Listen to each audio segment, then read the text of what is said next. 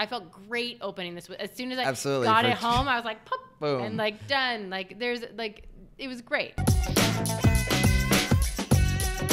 Funky notes, which I think what Pappy's really known for, that kind of oaky, funky, cherry, yeasty sort of weirdness that kind of comes through. And I love Bourdain. I really, if you know him, just send it my way. I'm a big fan.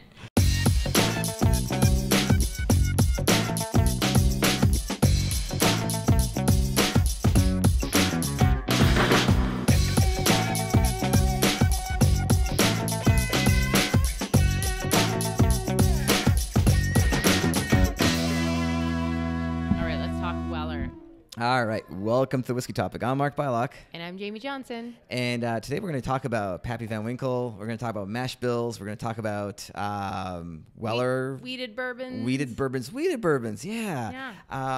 We thought we'd pull out the big guns today as far as kind of whiskey and bourbon and cult following. But we wanted to talk about what makes them all different, because there's a lot of rumors on the internet. I don't know if you read the internet, Jamie.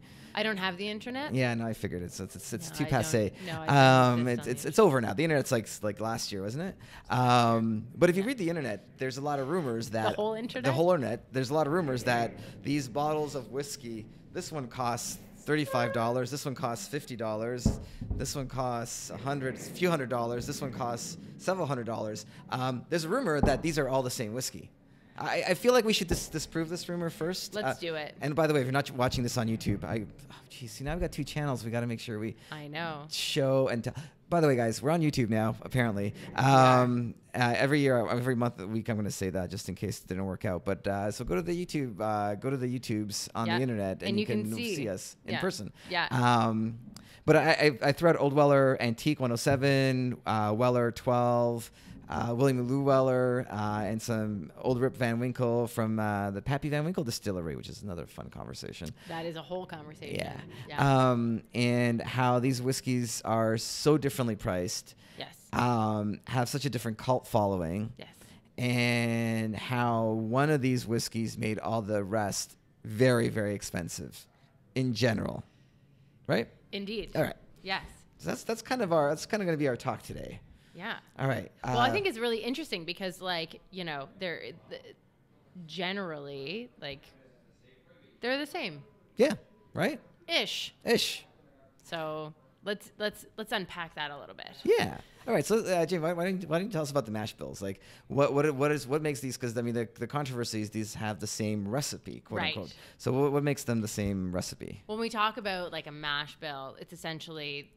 It's exactly that. It's a recipe. It is the sort of ratio of grains used. So, you know, usually with a bourbon, you're going to get at least 51% corn by law, and then you'll get a little bit of rye and a little bit of malted barley, and those percentages change depending on the different kind of bourbon. For this one specifically, they've opted out of the rye component and put wheat in, and therefore making it a wheated bourbon instead of sort of a rye bourbon. So mash bill, basically your recipe, your ratio of grains, how much corn versus wheat versus malted barley.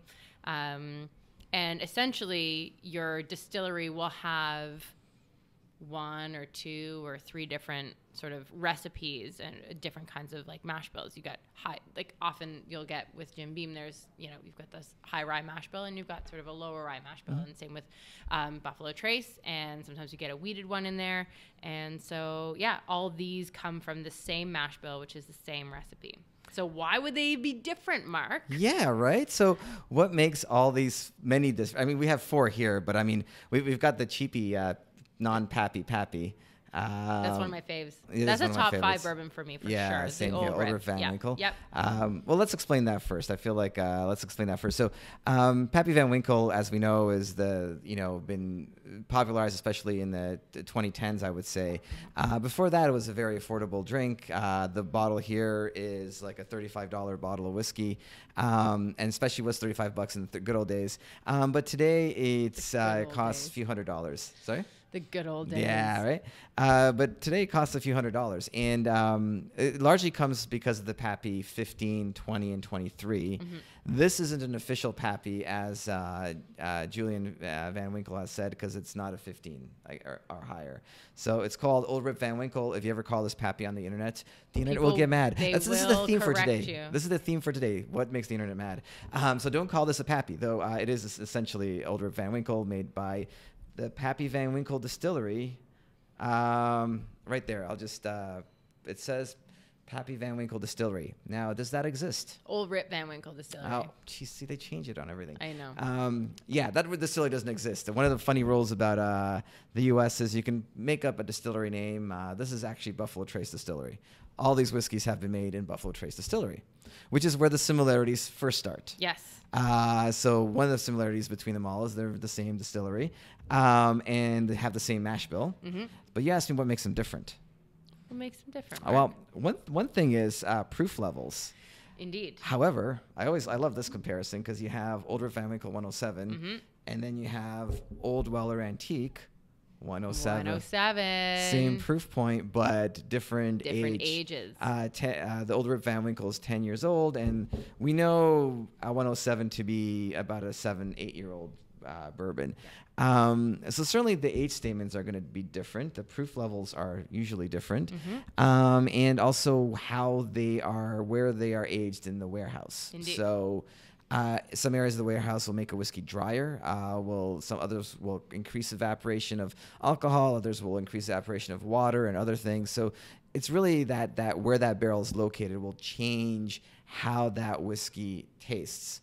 And that variation is different. So if you look at, the way it looks for especially the 15, 20, 23, Julian Van Winkle comes in and he tastes a bunch of barrels.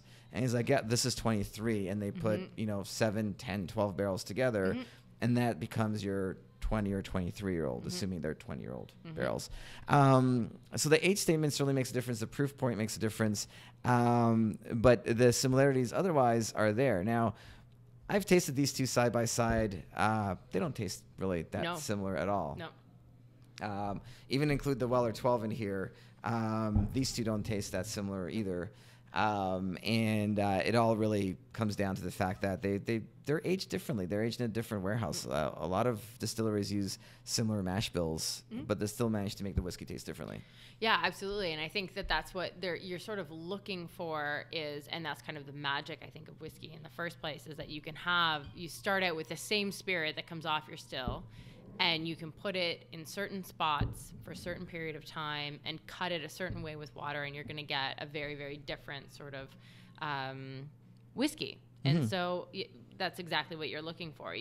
As Julian Van Winkle or anyone that's sort of blending or making these whiskeys is going to be able to nose a cask and say, okay, well, this has the characteristics of what we want from a William Larue Weller. So maybe we're going to keep that in the barrel for another year. Maybe we're going to do this. Maybe we're going to do that. Or this one has a characteristic of the Weller 12. And so we're going to do this with it. And we're either going to batch it together with the rest of the ones that have those characteristics. So to be able to, but at the end of the day, it's still a very nuanced sort of thing. It's not, you do have to have quite the palate to be able to pull out one barrel and say oh, this one's going to fit in the puzzle of this specific whiskey. Yeah. Because that's exactly what you need to have happen, is you're batching all of these and marrying all these casks together. You have to know how they're going to balance out and when they're going to give you that kind of ultimate balance of what you're looking for in sort of, so you've got, the Weller 12, which is pretty much there. The, what's the other Weller? It escapes my brain. Not the 107, the special reserve. The special reserve, yeah. So that's kind of their entry level whiskey. 40% alcohol. They're 40%. Yeah. That's their entry level. So that's going to be their bread and butter. And that what they're looking for with that one is they're going to say, okay, this cask turned out a little weird. We can blend that into that, and it's going to add something to it, and it's going to give us this characteristic. And so they're looking to sort of batch those ones together first, and then you're going to start looking for your step 2, which is maybe the 12, and you're going to look for a barrel that or a bunch of barrels that sort of turned out to the specific sort of this palate, this flavor profile, and you're going to put those into your Weller 12. And so it's just fascinating how someone can go in with their nose and just be like, you know where this woman's going to fit? Right over here. And this one's going to fit over here. Leave that one in the barrel for a little longer, and it's going to be, you know, representative of something, you know, this one's coming along really well. It's doing all this stuff. Let's leave it and see how it goes for 3 more months or whatever. It's kind of fascinating. Yeah, I think that's a great point, because Buffalo Trace Distillery that makes all these, that's their bread and butter. That's what they do. That's way different than Four Roses or Maker's Mark, where Four Roses has single floor warehouses, so they just have one floor. They really want consistent weathering throughout the whole warehouse. They don't have like the top of the warehouse tends to get drier. Yeah. Like they don't want that variation. And Maker's Mark is probably the only distillery in the world that moves. They rotate. They rotate. They have like I don't know if they have 3 floors. They may have 5 floors, but they take the barrels from the top and put them to the bottom, and vice versa, so that you get that barrel that's been really overheated and dry. They move it to the bottom, so like its next couple of years are a little easier on it. And they age everything from 5 to 7 years, because they're like, that's the range. If it's been a very hot 5 years, then okay. And so they have that range. And that middle, of course, the middle of the warehouse is kind of their sweet spot, so that's why they rotate them. So a lot of distilleries try to make the same product. Buffalo Trace wants to make a different product every single time. But Pappy Van Winkle wasn't always made of Buffalo Trace either. Correct. Yes, it was made originally. It's a Weller. Yeah, and I don't think any of the Pappies that are being, I think we're done with all those. I think we were done like 2 years ago with all the Stitzel Weller Pappies. So what we have coming out now is just Buffalo Trace's version of the Pappy Van Winkle, which is... Yeah, that's a good thing. We should explain that. So the 23-year-old... Pappy Van Winkle for the longest time had a little bit of original Stitzel Weller juice, and it was blended in. So I think in the last 4 years, they just blended in new stuff. Well, it's all 23-year-old. It has to be 23-year-old or older. But they would basically blend in 23-year-old Buffalo Trace wheated bourbon with the 23-year-old or older, 24, 25, Stitzel Weller. And I believe they even kept, and some of the stuff we're dealing with are rumors, because, you know, they don't really want to tell you. But I believe they kept some of the 23-year-old original Stitzel Weller in metal stainless steel tub, so it doesn't age anymore. They just wanted to stop the aging process, but they want to have some so they can kind of blend out that variation in flavor. Yes, please. And so the original Stitzel Weller distillery, that's where Pappy came from. But there was a few other distillers that it came from. When I was at Jack Rose in Washington, D.C. a couple of months ago, the owner was really nice enough to pour me the original Pappy Van Winkle 23. Bill? Yes, Bill. Thanks, Jamie. Poured me the original Pappy Van Winkle 23, which apparently wasn't even a wheated bourbon. It was just a bourbon. It was a rye mash bill bourbon. Wow. And made it a completely different distillery with a different everything. Now, funny enough, though, going back to the importance of where that barrel was, the flavor profile was very similar. The kind of, because for me, I always get the cherry notes. Like for Pappy, I get the boozy cherry notes, especially as the older they get, the boozier it gets, of course, with the cherry notes, that is. And it did have a very familiar boozy cherry note, even though it wasn't a wheated bourbon, was made in a completely different location. So, you know, you can argue that you can kind of play with that where it depends on where those barrels are, and you can kind of play with the flavor profile you get from that. And I think that's what makes a wheated bourbon interesting in this area, because that rye does take over a lot of the oak notes typically, but with a wheated bourbon leaves a little bit of space there for the oak spicy notes to come through. Absolutely. So we're drinking the Antique 107. The 107. Which is a beautiful whiskey, and again, used to be very cheap. Used to be. Back in the olden days. Not that long ago, actually. But yeah, no, it's a lovely and the thing about like wheated bourbons is the general consensus is that they're softer. They've got slightly sort of more sweet notes into it, so like those fruity sort of like cherry notes and that sort of stuff. I do find that spiciness of the oak comes out. And honestly, if you can't tell the difference between a wheated bourbon and a rye bourbon on a blind test, like I wouldn't like say like, I don't know what I'm talking about. Like I wouldn't like, be bummed with yourself, because I think that it's really hard to sort of figure out with your palate what where the spicy notes are coming from. Are they coming from the oak? Are they coming from the rye? That's like you have to have a great palate for that. So if you're doing, blind tastings and you call a wheated bourbon and it's not, or you call a rye bourbon and it's not, like, that's no big deal. Because I do get that spice from it. I think that for me, the rye comes through as more like, it's like a little heavier, I guess, on the palate. Like, it's got that sort of like that pickly. I always think of like rye, and then I've got this. Apparently, it's not supposed to be there, but that dill pickle sort of like spiciness. That spiciness right at the front of your mouth, and I find this spiciness comes in just nicely on the end.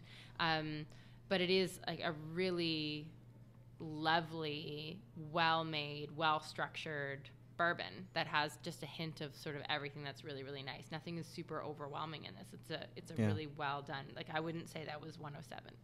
No, yeah, you couldn't tell the proof point, but I agree with you because of that high proof point. That pepperiness really comes through.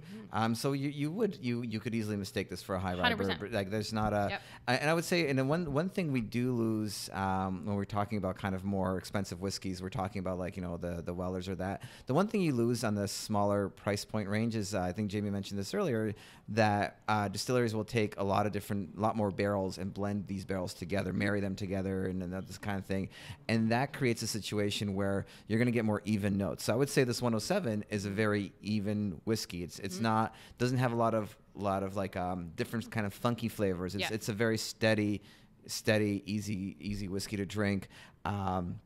Whereas when you have fewer barrels when you use fewer barrels in a release, now you can kind of play with those funky notes, which I think what Pappy's really known for, that kind of oaky, funky, cherry, yeasty sort of weirdness that kind of comes through, especially when you get into those older whiskeys. But it's certainly at this range too. It's this at 107 on the Weller side. I would say there's not a lot of that funkiness to this. This is kind of straight out. If you're drinking this as a straight out whiskey, you're drinking something that's very consistent in flavor profile. Absolutely. And I think the whole thing with like the Pappy Van Winkle, I think we've talked about this sort of over and over again, but for anyone who's new to the podcast, the phenomenon of Pappy Van Winkle is kind of really interesting. It came sort of, there was I think Bourdain sort of I think Bourdain, popular. Yeah. And I love Bourdain. If you know him, just send him my way.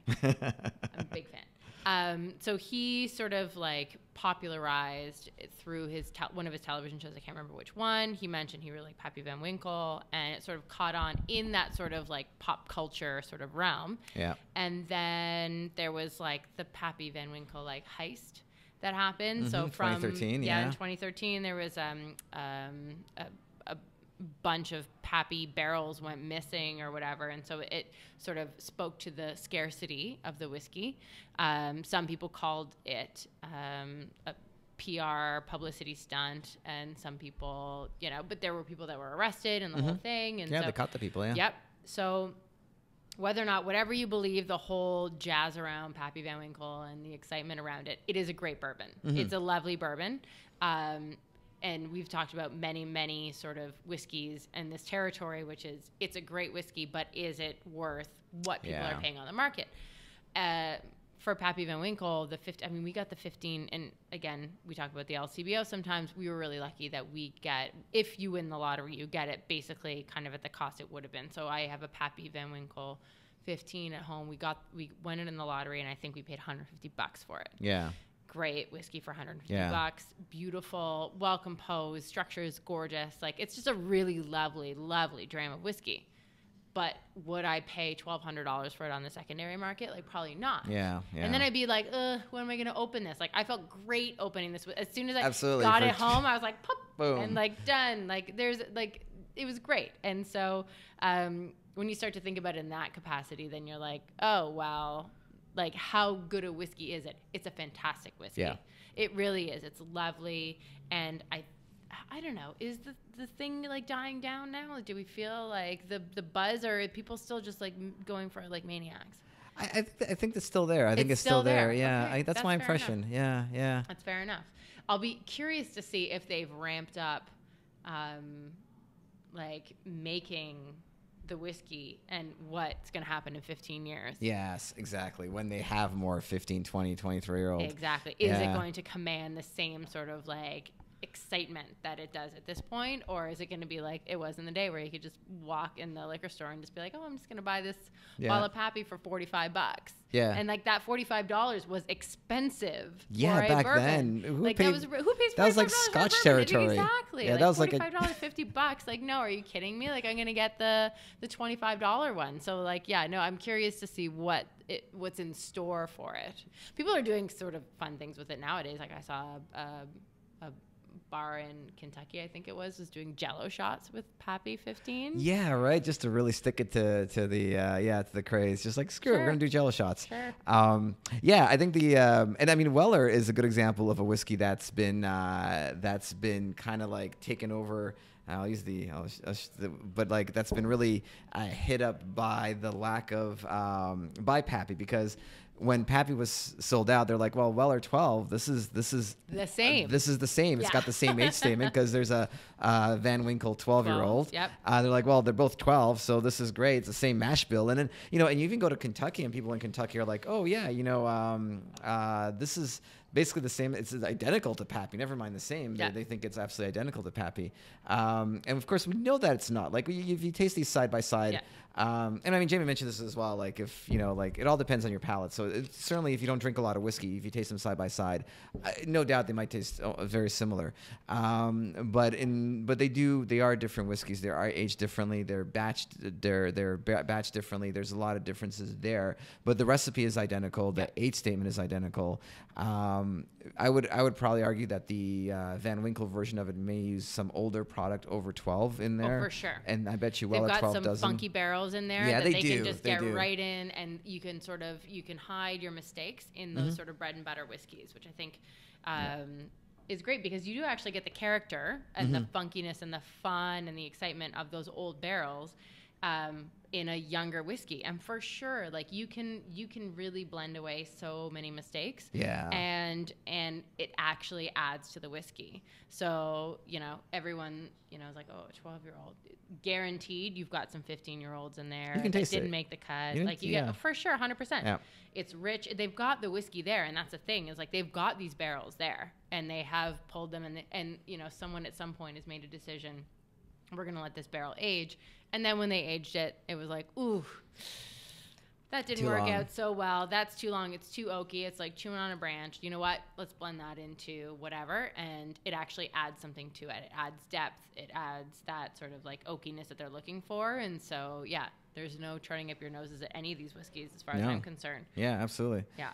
And I mean, so that's it. Like Weller 12 became a $35 whiskey in the U.S. and really now it's selling on shelves for $120, $180.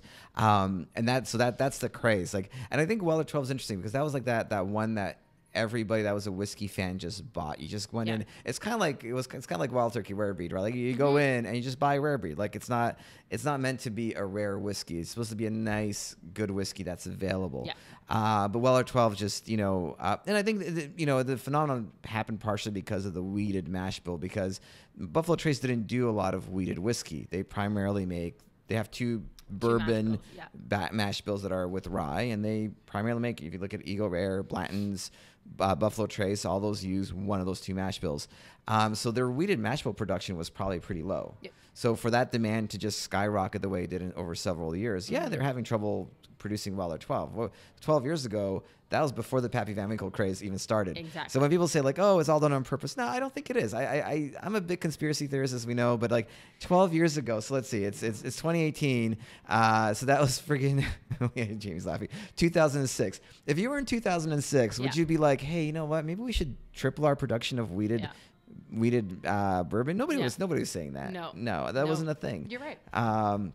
So to make this 12-year-old Weller, they don't have enough. They don't, and the demand is insane. Sky high. Yeah. Yep, 100%. But I don't think we don't have it here today, but it doesn't taste. I would say this one starts bringing out kind of like a good oak balance. Like the flavors of the oakiness is there. I don't get the heavy cherry kind of sweetness, and I don't get as much funkiness on this one.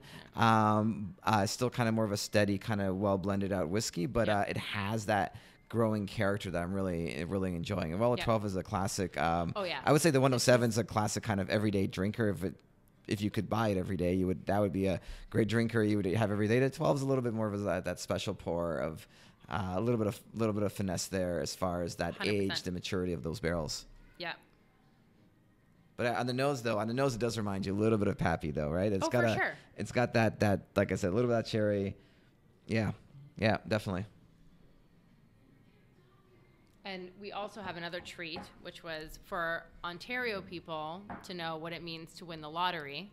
Right. The LCBO lottery. And I guess a lot of places now in the States are doing the lottery as well. Yeah. Like they're, instead of making people like line up for however long, they're doing like just like a general sort of thing. So my husband actually won this in the lottery 2 years ago.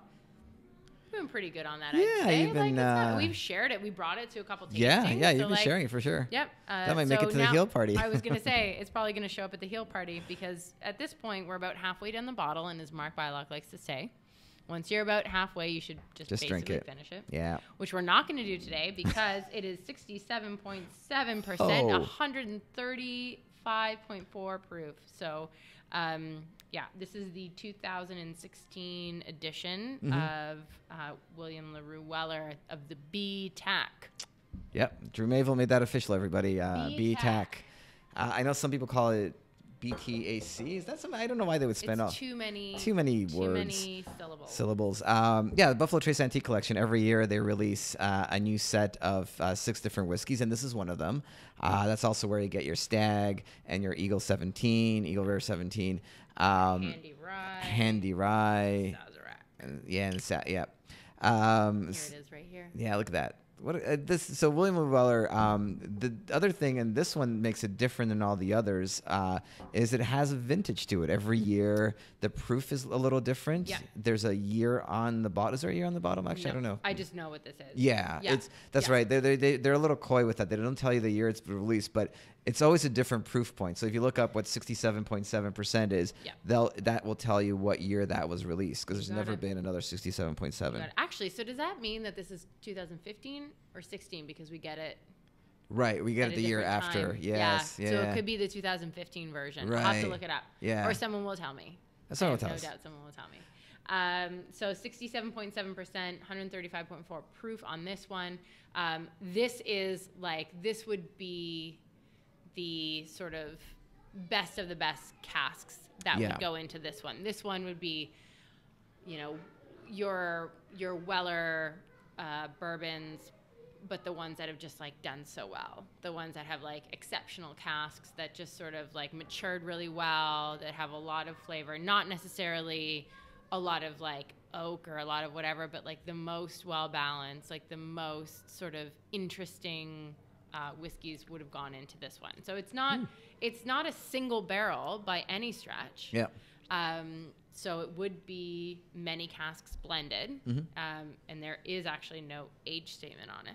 Right. We don't know how old they are at all. We don't know how old they are, but that doesn't mean that it's not been like selected very like distinctly by the person at Buffalo, by Drew, to sort of give the apex of what the Weller line should be. Yeah, absolutely. And the idea with this, we talked about this already. Like this, because fewer barrels went into this, you're going to get more funkiness. You're going to get more unique flavors. That would just be, the barrels would be just blended out. If you did that with like a Old Weller 107, those barrels would just not provide enough character in that such a bigger range. Beep, beep, beep, so close. With this one, because there's fewer batches in it, you're getting you're definitely getting more funkiness in it. It's more of a unique character compared to the others, and for that reason, like it's really hard to reproduce. Like you couldn't make a million bottles of William Weller because it does have a unique flavor profile. And every year, just like a wine, every year it tastes a little different. They make it a little different, and there's a lot of debates. And we've certainly done a vertical tasting of Wellers. We're very fortunate to have like how much do we have? 3 years worth? 2 years worth? Yeah, we did, which was like so random. We haven't got that since, and I don't know if we're ever gonna get it again. But we did it. Yeah. Yeah, and we did like a vertical. So we had your favorites. They all tasted very different. They did, and I think that's kind of, again, it's the magic of the whiskey, sort of the fun piece of it is that if you have this product that it comes off the still the same way, and then it goes into all these barrels and it just like sits there, and then it all came out the exact same way, then like, I don't know, what's the fun in that? Part of the magic of whiskey making is that you don't know what you're going to get, and you cannot like rest your hat that a barrel is going to be exactly the same way next to another barrel that is like, for all intents and purposes, the same, but it's going to turn out very differently depending on the barrel itself. There's this like piece of like little sort of magic that happens, and that's great. And I think that, you know, whiskey would be a lot less fun if we didn't have that. Yeah, right? If it all tastes the same and everything else. What do we care with them or vodka? Sorry. I mean, some vodkas are different. People do vodka tastings. Really? I mean, they do. I know. You know what? One day we're gonna have vodka on this podcast. One day, I'm determined. We should get all the vodka brand ambassadors, like all of them. All of them in one room. And should we do a whiskey tasting for them? Oh, that would be fun. And tell them all the reasons why whiskey's better. Oh, jeez, that sounds okay. Never mind. We'll brainstorm that idea a little bit more. I think it's a great Jamie's idea. like, this sounds great. No, I think it's a great idea. But yeah, no, I think that's. But you're right. We don't want it all to taste the same. And I mean, even the other distilleries that I mentioned.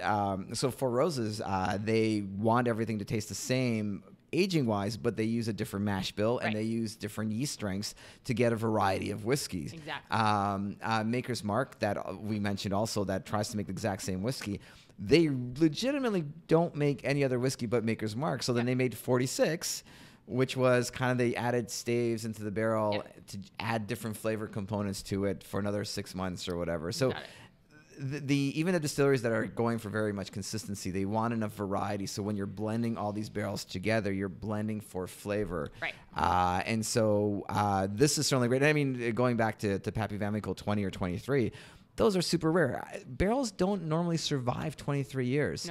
No. We said it was Scotch too. Like if you're buying a 50-year-old Scotch, how often does a barrel last 50 years? Exactly. Not often. Now, sometimes they'll pour it into a new barrel or something. You don't have to keep it in the same barrel for 50 years, but that evaporation rate just continues on. So once you're down to the few drops of, and I think that was the problem they had with Pappy 23 a few years ago. They're just like, there was just very little left. They had so much evaporation. It was just the bottom of the barrel that they were just pouring out, and they were trying to make that characteristic out of very little juice. And you can imagine actually in single malt Scotch, which has the added problem of whiskey going under proof. So in Kentucky, your proof goes up. In Scotch, your proof goes down. And so you might have a 50-year-old whiskey. You might have a quarter of a barrel left or a third of a barrel left if you're lucky. But that might be at 37%. Yeah, that's a great point. That's a really great point. So a 50-year-old like single malt is crazy hard to come by. I don't know if I'd want to have a 50-year-old bourbon, because given where it's aged and the new oak, like it might be like too much or too intense. So like or there'd be nothing left. And exactly. And I guess the thing is like to make it to have it left over at proof or above, but then also to make it palatable and people want to drink it. Yeah. Because it's not like your malt master or your master blender or anyone else is going to be like, oh yeah, just bottle it because no one's going to try it anyways. Like, yeah, they will. Yeah, they will. All that money. They sure will. And so it better be a good one too, because you don't want it to be over oaked. You want it to be well balanced. You want it to be like something that people will drink. And so like to check off all those boxes is actually like super hard. Yeah, right. I would say even for a 25-year-old bourbon, like for that 25 Pappy, like, or any of the other 25s we've had, Barterhouse or whatever, it's not super easy to come by. Yeah. To make it palatable, to make it, you know, to have enough of it to actually make it worth bottling. And in the case of single malt, to have it like proof wise, like, so it's hard. Don't mention that. The 25, we had Drew Mabel over on the podcast, and Drew's like, Mark, Jamie, anytime you drive down to Kentucky, let me know, and I'll let you taste the 25. And I was like, but you know, is it that much better? He's like, it's phenomenal. And I still, those words still are in my head. Like, why haven't I driven to fucking Kentucky by now? I know. And just Wait, go. Are you the first one to swear on this podcast? Because I didn't do it. Damn it. I didn't do it. Cork pop. So much editing in this one. Oh, man. Oh, I can't believe you said the F word before I did. That was awesome. You've been so good lately. You've been so good. I know. The first 50 podcasts, forget it. I was just like cursing. beep boop boop boop pop pop pop pop, and now I'm just like super chill. Good and for you. You I'm really upset. pooch. I'm really upset about that. I'm like, why haven't I done this yet? Oh wait, kids. That's why. Because you're tired and you got nothing left in you. And it's just like, but no, so yeah, it's true. Like, it's very rare to have those old whiskeys that really mature. And I think you made a great point about proof point in Scotland as well, because I've tasted some like the Balvenie Ton 1401, and when I tasted that, there's one of the whiskeys that went into that wasn't a whiskey. It was a 38% alcohol. You got it.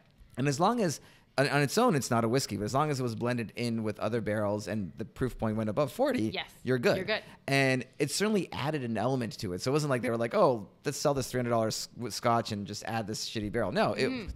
You swore again. Yeah.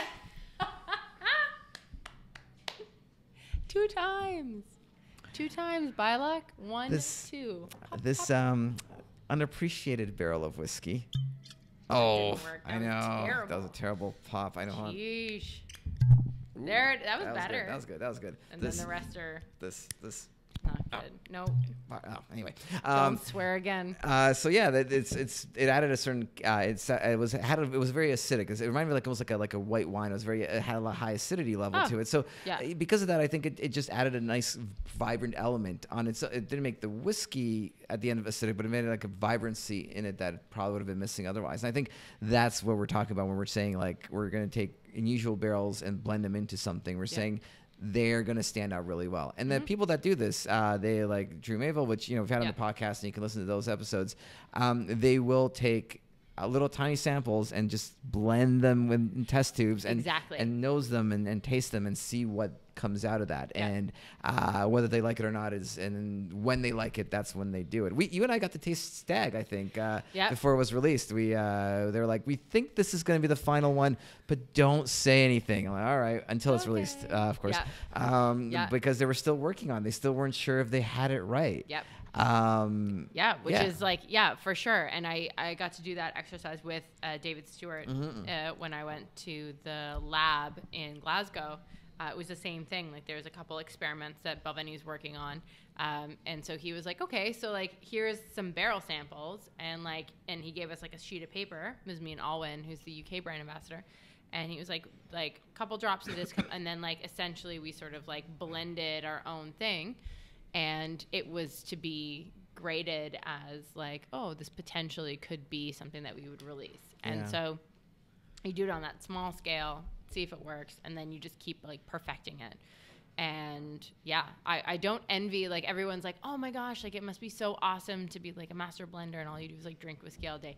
First of all, that's not true. They use their noses for a lot of it, and they literally proof it right down to like 30%. And so and the pressure is incredible to get it right and to make sure that what you're bottling is like super commercially successful, not only with whiskey nerds, but with people who, are sort of on the outskirts of that. And so who you maybe want to woo into bringing them into the whiskey nerd category. So no, it's a hard job. Like you have to have a great palate. You have to have kind of a bit of pizzazz and something that somebody can relate to. And it's not easy. So I mean, every time I have a bottle, I'm just like, oh man, who put that together? And like, that's awesome. Like Dr. Don or like any of these guys that like, these awesome like master blenders and malt masters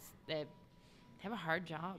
Well, it's not unlike like people that write like movies and scripts, like because like we've spoken to all the master blenders, and like they'll release like something this year and they'll be like, oh, people didn't like this whiskey because they felt it was a little less boozier than the version before and it was a little drier, but like I wanted to release a whiskey that had these characteristics. But like sometimes that intention isn't necessarily understood by the drinker, and this is the level of like critics, going back to the internet, like it's like, well, this isn't what we wanted. We wanted something like different, and so master blenders had that pressure of have a huge pressure. Is this special release? Now we're talking about like if you're talking about like Buffalo Trace regular or Balvenie 12 or Glenlivet 12, like those are going to be all the same every year. The whole idea The only pressure there is make it taste the same. But with these special releases like this BTAC that we're enjoying right now, like with very old scotches or old bourbons, the pressure there is to release not the same product as the product the year before, but just a uniquely similarly styled product with the same similar profile. You got it. We had one beep. Right. That was a good beep. That was a good beep. It was a warning beep. It was a warning beep. That's better than nothing. But I think you're 100% right. And I think that along with that sort of pressure, aren't we lucky as whiskey drinkers that we have all of this to choose from? Yeah. That if we don't love the BTAC from 2017, that we have this 2016 version that we like, that we enjoy, that someone made that was right in our wheelhouse that we could have a moment with. And we can choose to drink that as quick or as slow as we want, and then we'll see what happens next year. And so I think that, you know, the industry as a whole has tried to cover as many bases as possible. Yeah. So that people who enjoy sweeter whiskeys and drier whiskeys, or people who enjoy oakier or fruitier whiskeys, will have many things to choose from, actually. And so I think, you know, there is that sort of thing where we are sort of living in a great time right now. It's not super easy to find whiskey sometimes, and it's not always within our means. But at the end of the day, amongst all the entry-level 4-year bourbons, 12-year scotches, 8 years here, whatever, you can probably find something that you could go back to over and over again, and then you can sort of have your way with the rest. Yeah. And you can sort of pick and choose here and there. This is the thing that I like, so I'm going to talk to a great bartender and see what they can recommend to me that I can have. So we're actually we're really lucky right now. There's so many fun things that are going on, and so many experiments that are happening that we're kind of spoiled for choice, and that's not necessarily a bad thing. Yeah, we're doing great. Yeah, I think we are. We're all doing great. I know, people keep talking about the good old days of whiskey, which we do, but we're really talking about the even the mid to late 2000s. There weren't as much variety as there is today. There wasn't, and I get it, and the price point was so much better. But there's much more now. So much more. Yeah. There's a lot more. It's hard to get a hold of, but we have options, and we have a whole bunch of other things, and it's not always going to be like this. Yeah. And so, whatever you can find and whatever you sort of is your go-to, then stick to that, and then buy all the fun stuff that you can. And then we'll see you in a couple of years, and who knows where we're going to be. Yeah. Yeah. And going to your point too, I mean, if you're drinking that wonderful bottle, which is probably worth $500 to $800 on the aftermarket, it's very expensive, the Weller, William Weller from the BTAC collection. There are similarities between that and the 12. Not so much the 107, but there's that slight similarities there, so that you can enjoy the 12 without being oh no, da-da-da. But the BTAC version definitely has more of the funkiness, more grindiness, more character. I've already finished mine, but it's not even the empty glass smells 100% delicious in a whole different way. But there are elements there that are similar that remind you of the Weller 12. If you nose them side by side, they won't nose very similarly, but there are characteristics you will pick up. Just kidding about that. But there are characteristics you'll pick up. They're not obvious characteristics all the time, but there are characteristics you pick up. So you can kind of enjoy. That's kind of the premium version of the 12, I guess, is a good way of looking at it. Yep. The 107. Yep. And some people don't like funky whiskeys. I mean, honestly, that's a whole other thing. That's why people hate 20 and 23. 100%. Pappy Van Winkle, it's a mouthful of oak. I mean, it's a lot of oak, and you don't necessarily want something that's been aged that long, especially in the bourbon category, in a very hot climate, and a very, you don't necessarily want something that's a certain flavor profile that may not agree with people. 100%. And that's just fine too. I think so, and I think that's been my number one sort of takeaway from working in the industry. It's been really interesting because not everyone, a lot of people come up to my table or whatever when I'm pouring, and they'll be like, oh, what's the oldest? What's the most expensive? What's the one? And I'm always sort of, it's a hard question to answer, because just because it's old doesn't mean it's gonna agree with you. Doesn't mean it's gonna fall into your palate in the way that you want it to. So for some people, if I gave them a 50-year-old Balvenie, they would be like, Yeah. What? Yeah. Like, are you kidding me? Like, this is like, it's too much this, or like too much. So it's all about your palate. And so if your palate falls into a lovely like 12 or like 14-year-old like single malt, then like, great, go for it. Congratulations. You saved yourself a couple bucks.